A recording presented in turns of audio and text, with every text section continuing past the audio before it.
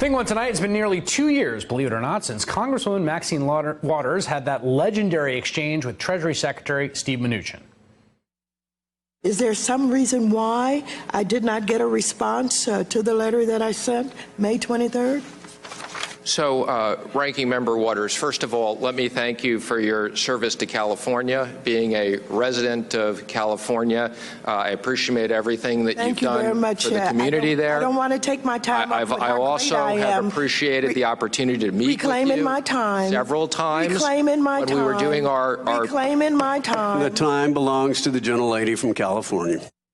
Well, Auntie Maxine and Secretary Mnuchin met again today, but this time she had the gavel. And that's Thing 2 in 60 seconds. It was a busy day on Capitol Hill today. Secretary of the Treasury Steve Mnuchin testified at one of the many hearings, this one held by the House Financial Services Committee. And with Congresswoman Maxine Walters now running the show as chair, the Maxine-Mnuchin rematch was worth the wait. If you wish to leave, you may leave. I don't understand what you're saying. You're wasting your time. Don't remember you have a foreign dignitary in your office. I would just say that the previous when the Republicans, they did not treat the Secretary of the Treasury this way. So if this is the way you want to treat me, then I'll rethink whether I voluntarily come back here to testify, which I've offered to do. Mr. Secretary, I want you to know that no other secretary has ever told us the day before that they were going to limit their time in the way that you're doing. So if you want to use them as examples, you have acted differently than they have acted, and as I have said, if you wish to leave, you may. If you'd wish to keep me here so that I don't have my important meeting and continue to grill me, then we can do that. I will cancel my meeting and I will not be back here. I will be very clear if that's the way you'd like to have this relationship. Thank you. The gentleman, the secretary, has agreed to stay to hear all of the rest of the members. Okay, please so just cancel your meeting and respect our time. I am Who is next on the list? My foreign meeting. You're instructing me to stay here, and I should cancel. No, you just made me an offer. No, I didn't make you an offer. You made me an offer that I accepted. I did not make you an offer. Just let's be clear. You're instructing me. You are ordering me to stay here. No, I'm not ordering you. I'm responding. Okay. I said you may leave anytime you want. And you said, okay, if that's what you want to do, I'll cancel my appointment and I'll stay here. So I'm responding to your request. If that's what you want to do. That's not what I want to do. I told you. What would you like to do? What I've told you is I thought it was respectful that you'd let me leave at 5:15. You are free to leave anytime you want. You may go anytime you want.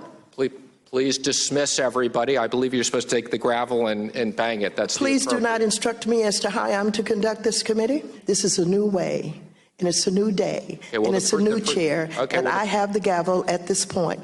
If you wish to leave, you may.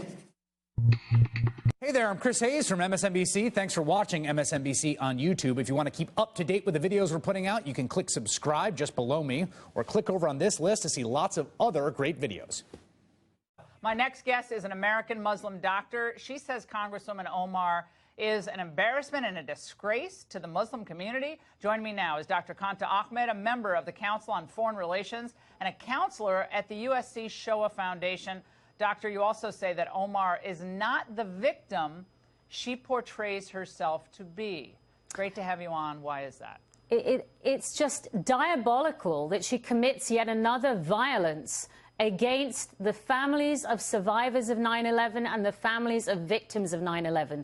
Foremost, I'm a physician who takes care of people that have survived or had diseases complicated by the World Trade Center attacks. That was devastating remarks that I actually heard while I was in Africa, in Rwanda, commemorating a genocide there. She is depicting in this diminishment what I would describe as a profound denial of 9/11. And as you know, I work a lot with anti-Semitism, and it reminds me of the mentality of Holocaust deniers, or, as we've seen in Rwanda, there are some who would deny the genocide there too. So this denial raises in me a couple of questions.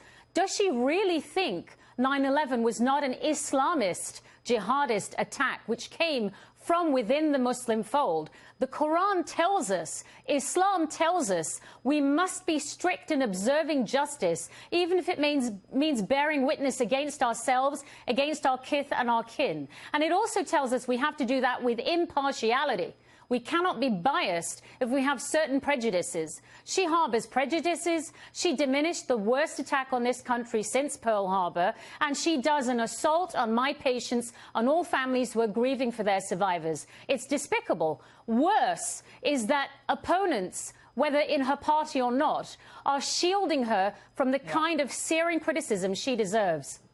Well, Dr. Ahmed, we're going to have an entire hour on just this conversation of Islam in the world today, especially its role in America. And this conversation should focus on the facts. You just laid out a whole bunch of them. We really appreciate your being with us tonight. Thank you so much. Thank you, Laura. And if I can just say, this observation of denying 9/11 was made to me when we discussed this in Rwanda with Muslims, with African Muslims.